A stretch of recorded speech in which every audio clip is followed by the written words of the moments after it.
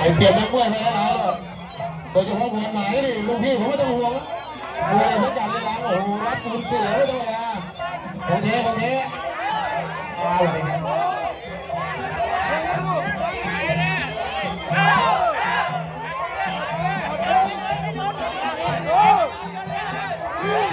เดี๋ยวผมจะนับก่อนนะครับคู่แสนเชิงเล็กขึ้นมาที่ลูกกับภูผาหลังจากนั้นที่เสียดำน้อยกับพนันทะเลขึ้นมาลูกอย่าให้ช้าครับเพราะว่าพรุ่งนี้มี1 วันเล่นมือไม่ดีนะเราจะลุ้นต่อหนูนาเดียวไม่เรียกครับก็ทีมครับตรงนี้กำลังดวลเด็กหวังตัวจริงเสียงจริงครับโอ้โหโปรโมเตอร์12 เมษายนใครจะจัดไม่ต้องจัดแล้วกำลังเดินจองเรียบร้อยแล้วทีมงานตรวจหมายครับทีมงานส่งเข้าประกวดครับ12 เมษายน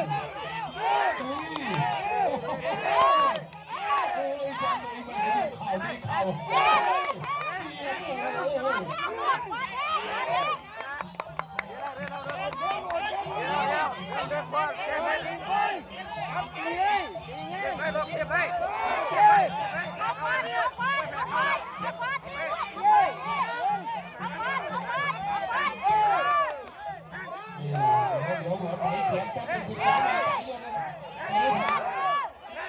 ตาของคุณเสียงชัยทีมงานประกบคู่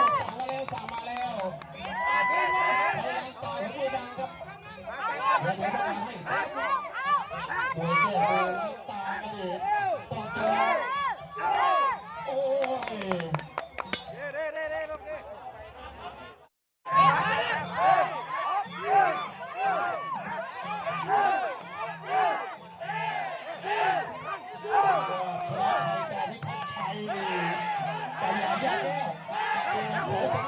ร่างกายเป็นสุดยอดนะ12 เมษายนนี่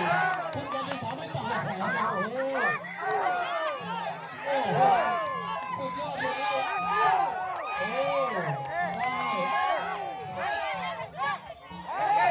คิดกันหน่อยเลยคิดกันหน่อยโดนต่อต้านมาสูงจังสุดยอด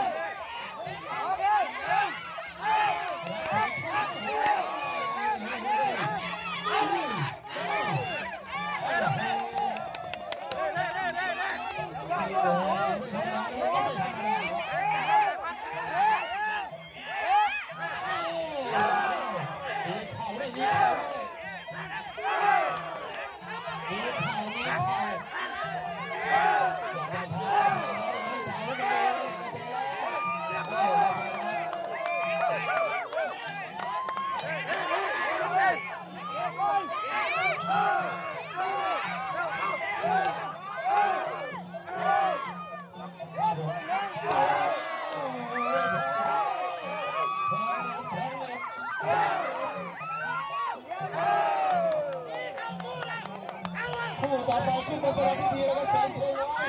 แล้วก็เช็คขาเจ้าภาพภู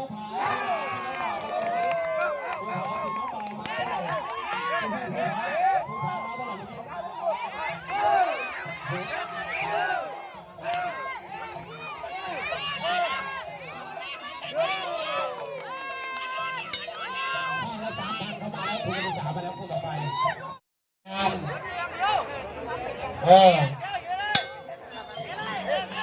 ี่ผู้ใดเสียมาหาไปเด้ออยู่หลังนี่พูดดินี่ผู้ใดเสียเฮ้ยเมียเสียกว่านี่อะไรล่ะนี่ผู้ใดเสียอยู่พี่เรื่องสุดยอด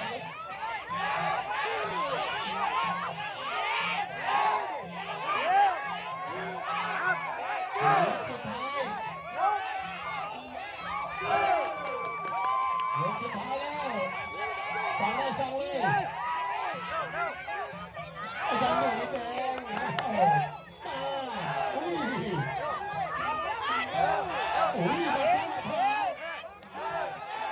มาที่มาเพิ่มไปขวาที่หน้าเอา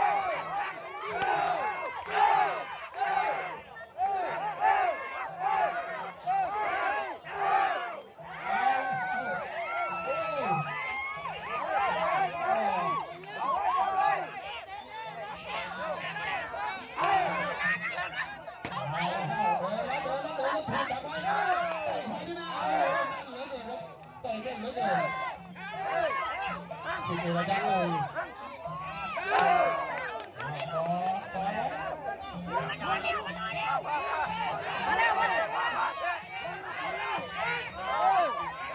ผู้มีเกียรติที่เดินทางมาถึงก็เจอด้วยก็เจอด้วยบทเรียนสุดท้ายโอ้ปีคันว่าปีกับรถเสียงไว้จังไหนเป็นผ่าแล้วนะซอยกับน้ำเงินน้ำเงินมารับทุนการศึกษาข้างล่างครับชูมือเสียนหัวหน้าค่ายในที่มาส่งทุนการศึกษาก็มารับ